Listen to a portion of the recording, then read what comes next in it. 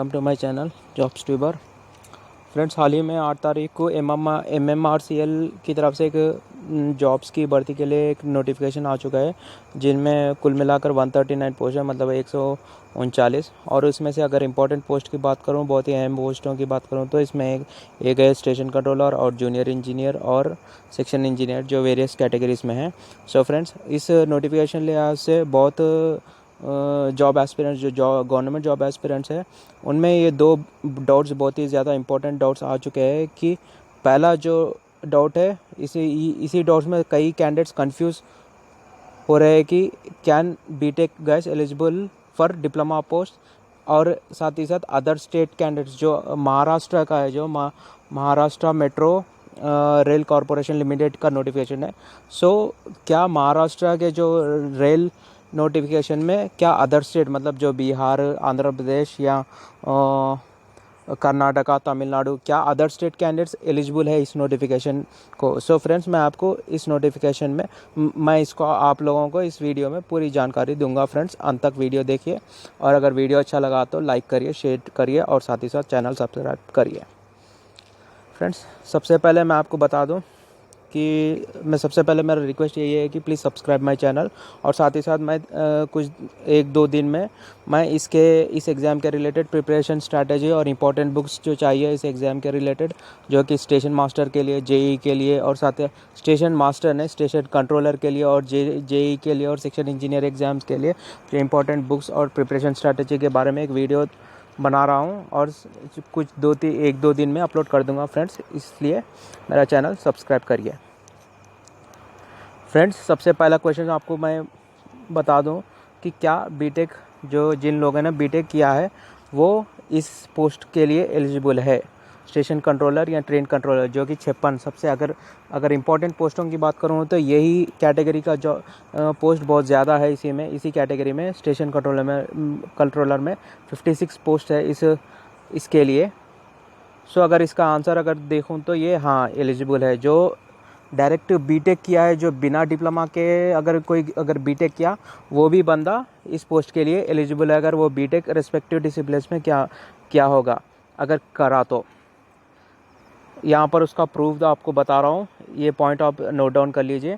Candidates with higher qualification in respective disciplines can also apply, मतलब अगर station controller या train operator या train controller post के अगर एलिजिबिलिटी का डिप्लोमा है, अगर कोई बंदा डिप्लोमा ना कर उससे डिप्लोमा से बढ़कर मतलब बीटेक अगर किया है, तो वो इस पोस्ट के लिए एलिजिबल है। सो फ्रेंड्स, इससे कन्फर्मेशन यही है कि आप अगर कोई बंदा अगर डिप्लोमा किया, वो भी इस स्टेशन कंट्रोलर पोस्ट के लिए एलिजिबल है। अगर बंदा कोई डिप्लोमा ना कर डायरेक्ट बीटेक किया, वो भी इस पोस्ट के लिए एलिजिबल है। फ्रेंड्स, आगे का नेक्स्ट डाउट, क्या other state candidates MMRCL notification के लिए एलिजिबल है? मैं आपको बता दूंगा पूरा।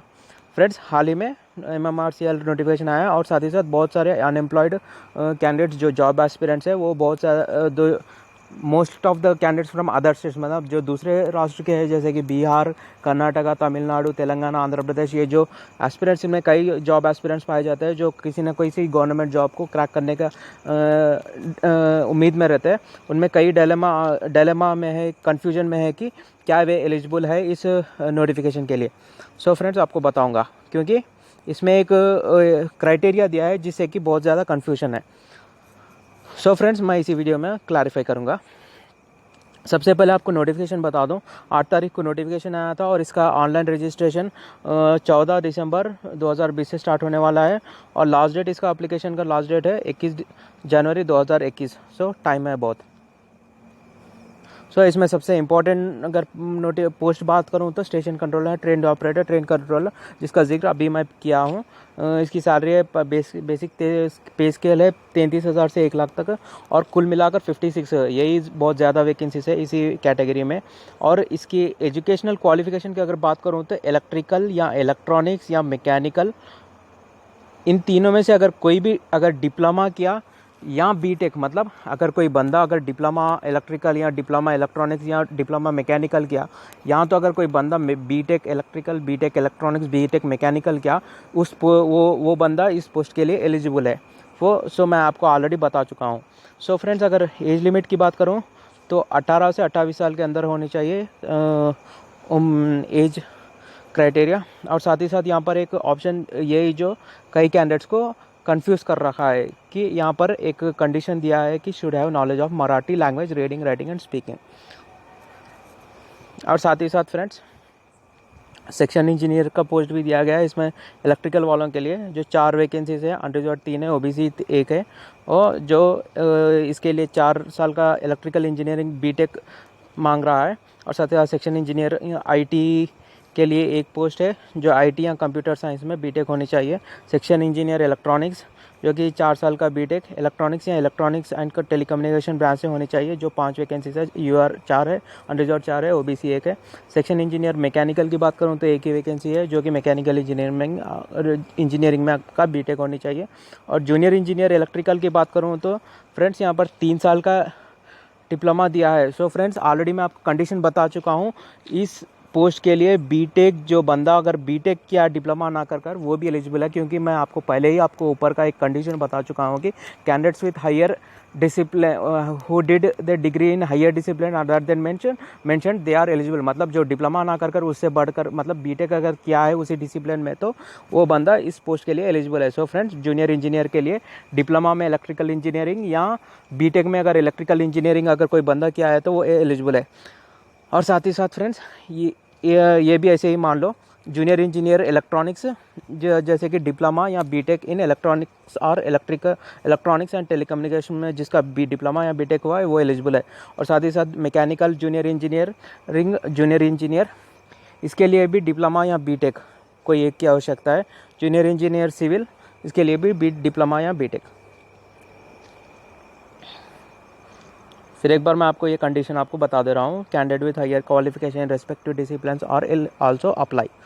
सो फ्रेंड्स अगर मिनिमम एजुकेशनल क्वालिफिकेशन की बात करूँ, यहाँ पर इंपॉर्टेंट है note, 3 years engineering diploma in electrical or electronics or mechanical engineering from government recognised university. Friends यहाँ पर आपको बहुत इंपॉर्टेंट नोट बता रहा हूँ, knowledge of Marathi in all attributes, read, speak and write is compulsory, this is subject to verification before selection. Friends अगर कोई बंदा अगर जो दूसरे स्टेट का है वो डेफिनेटली अप्लाई कर सकता है, और हर स्टेट का बंदा एलिजिबल है हर वैकेंसीज के लिए, हर वैकेंसी के लिए एक बंदा एलिजिबल है। कोई भी लोकल रिजर्वेशन नहीं है इस रिक्रूटमेंट नोटिफिकेशन में। पर कंडीशन ये है फ्रेंड्स यहाँ पर कि मराठी लैंग्वेज आनी चाहिए बंदे को।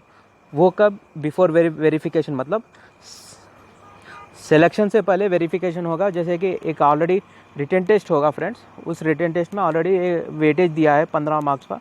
सो फ्रेंड्स अगर कोई बंदा अगर मराठी ना भी आए तो वो अप्लाई कर ले, ताकि कोई बहुत ज़्यादा टाइम ना लगेगा कोई मराठी कोई अदर स्टेट लैंग्वेज सीखने के लिए। सो फ्रेंड्स धीरे धीरे आपको समझाऊंगा।